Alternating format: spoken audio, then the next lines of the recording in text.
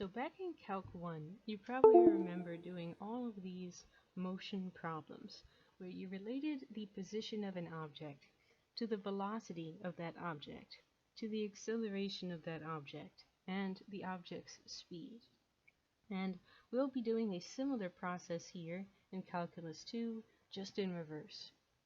In Calculus 1, you were given the position, and you had to take the derivative of the position in order to find the velocity. Now imagine that you're in the reverse situation. You're given the velocity and you want to find the position. If you want to go backwards like that, instead of using the derivative of position, you can use the antiderivative of velocity to move back up toward position. As well, to find the acceleration, you could take the derivative of velocity, but you could go in reverse and take the antiderivative of acceleration. Now, s of t, which I'm using to represent speed, it is the absolute value of velocity. Velocity is speed, but it's allowed to be positive if you're moving in the forward direction and negative if you're moving in the backward direction, whereas speed is always positive. Now finally, if you want to find not an object's position, not where the object is at the end, P of t, but how far the object has traveled in total over the course of its journey, accounting for both this forward movement and backward movement. If you're looking for the distance traveled, you can find this by taking an antiderivative of speed, of the absolute value of velocity, which treats both forward movement and backward movement as contributing positively to the overall distance traveled. Now consider this quintessential example here, this exercise, where an object has a constant acceleration of negative 9.8 meters per second squared. Some of you may recognize this as the acceleration due to gravity. So suppose as well that at the start of the measurement of time, at the initial time, the velocity is 20 meters per second and the position is 0 meters. What then is the object's velocity at any particular time? What's the object's velocity function? So I'll start by finding the most general antiderivative of the function a of t. Most general antiderivative of this function is 9.8t plus an unknown constant. To find the value of the unknown constant, we can use this initial value given to us to solve this initial value problem. Now this is equal to v of t, and v of 0 is equal to 20, and I should be able to plug in t for 0 and 20 for the output. After simplifying this, this tells me that c is 20, and therefore the velocity function is negative 9.8 t plus 20. This would be my final answer for this question. Now let's sketch a graph of this velocity function on the time interval from 0 to 1.5. Now this is just a sketch, doesn't have to be perfect, but let's just get an idea here. At time t equals 0, the velocity is up here at 20. As time passes, the velocity decreases at a rate of negative 9.8, and by the time we reach time 1.5, the velocity has become negative and the object has started to move in the backward direction.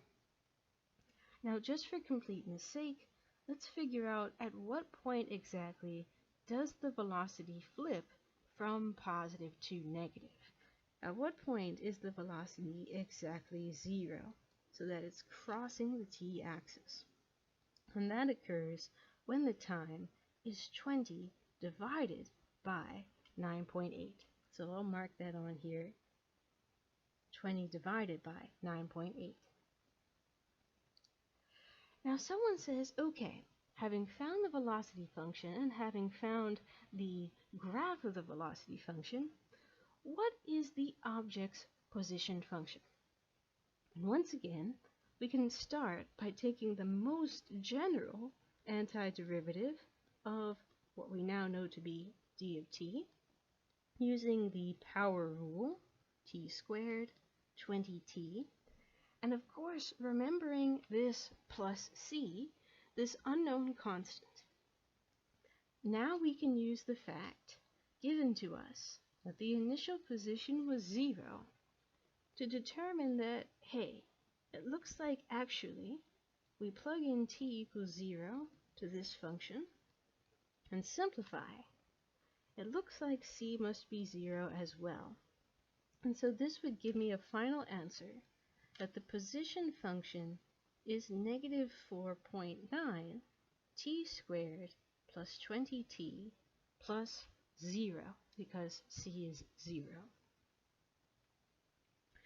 The question continues. It says, okay, having found the object's position function, what is the position of the function at time t equals 1.5?